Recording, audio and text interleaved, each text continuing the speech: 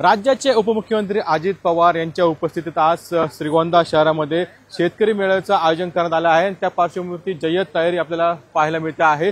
श्रीगोंद्याचे सगळेच विरोधक जे आहे ते एकत्र या ठिकाणी आलेले आहे आणि त्या पार्श्वभूमीवरती आज जो आहे तो मेळावा ठेवण्यात आलेला आहे आणि दुसरीकडे पाऊस देखील पडत आहे, साईडला पावसाचं देखील सावट आहे आणि साधारणतः 11च्या दरम्यान अजित पवार जे आहे त्या सभास्थळी दाखल होणार आहे आणि ही सगळी तयारी जी आहे ती एकंदरीतच आपल्याला बघायला मिळते आहे आणि बऱ्याच दिवसानंतर म्हणजे विधानसभा निवडणुकीनंतर अजितदादा जे आहे ते पहिल्यांदाच श्रीगोंदा शहरात येत आहे आणि त्यामुळे आता नेमकं काय बोलणार अजितदादा याकडे संपूर्ण सगळं श्रीगोंद्याचं लक्ष लागलेलं आहे आणि ही सगळी तयारी जी आहे ती झाल्याचं पाहायला मिळतं। एकीकडे मनोज जरांगे पाटील यांचं देखील आज आंदोलन आहे तर दुसरीकडे आता अजित पवार आजच्या सभेला काय संबोधित करणार हे पाहणं अत्यंत महत्त्वाचं असणार आहे।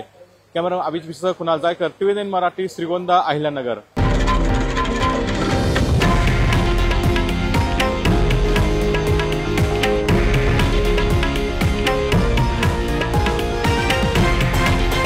हे आहे देशातील नंबर 1 न्यूज नेटवर्क आणि आपण पाहत आहात TV9 मराठी, एकमेव।